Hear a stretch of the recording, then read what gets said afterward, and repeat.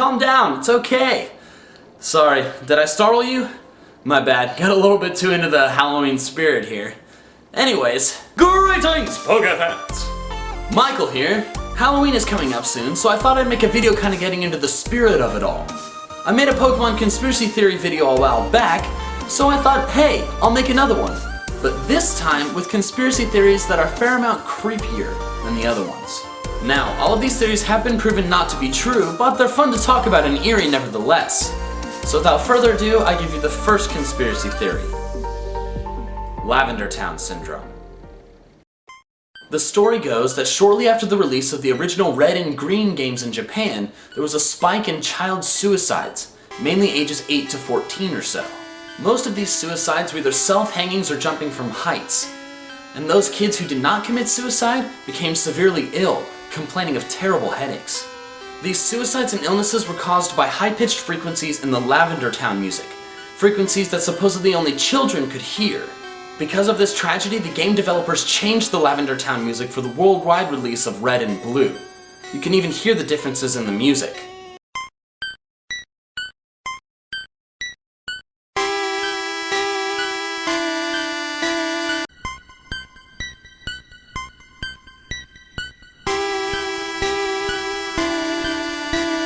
This story, while interesting, is completely false. There's no evidence for it, and if a video game were to cause a bunch of child deaths, it'd be a worldwide news story that everyone would have heard about by now. Plus, if this had actually happened, there likely would not have been more Pokemon games after the original ones. The next one is the White Hand. This one isn't really a conspiracy theory or a story or a myth or any kind, it's just a few creepy tidbits found around the world of Pokemon. In both the original Red and Blue along with the remakes, there's a character in Lavender Town who will ask you if you believe in ghosts. If you say no, they'll point out a mysterious white hand that's on your shoulder, saying, well, they must be imagining it. It's a creepy little bit of the game thrown in there, and they even address it in the Pokemon Origins special. Two people ask Red if he believes in ghosts.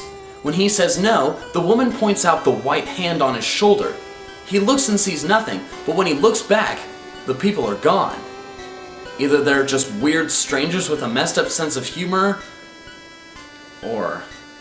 Also, one thing that I noticed while editing this video, what the crap is that? Anyways, the last bit of this theory is the supposed inclusion of the White Hand Sprite in the game's code. It's a disturbing sprite of a severed white hand with thin scraggly fingers and thin decaying skin and just several other features that are simply unsettling. It has multiple animations, such as the idle pose, or the fist attack, or the brutal attack. However, the brutal attack is supposedly missing several frames. Now, while the first two instances of the White Hand are legitimate, the sprite in the game's code is not. There's no code for it anywhere in the game, and the fact that it supposedly has animations delegitimizes it even more, because the original games didn't have the technology to handle character animations. The other two instances sure are creepy though. Lastly, there's the origin story of the Old Chateau. The Old Chateau is an abandoned mansion within Eterna Forest, located within the Sinnoh region. There are two ghosts that roam the mansion, one of a little girl and one of an older man, but the player cannot interact with either of them. In addition to that, there's a statue in the mansion that seems to give off some kind of ominous aura, and there's a painting in one of the rooms with glowing red eyes that seem to follow the player. In Platinum, the player can find several notebooks written by Karen, the Team Galactic scientist, chronicling his befriending of the Pokemon Rotom, the Pokemon that can be found in the TV within the mansion. Because Karen's notebooks are found within the mansion, many people believe that Karen was the former owner of the mansion and was the one to abandon it. However, I found a theory that tells a bit of a different story.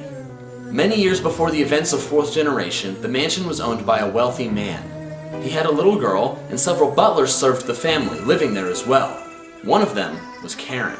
After Karen discovers and befriends Rotom, he goes about studying it within the mansion. One day when one of the kitchen's ovens malfunctions, Karen offers to let Rotom possess the oven and try to fix it. However, when Rotom possesses the oven, it becomes overpowered, shooting out flames and catching the house on fire. Everyone is able to escape, except for the little girl. One of the butlers runs back inside to try and find the girl, but she's already been poisoned by the smoke. He frantically searches the house for the antidote, but he cannot find it in time, and he perishes in the house, along with the little girl. After the fire, the owner repairs the fire damage to the mansion out of grief.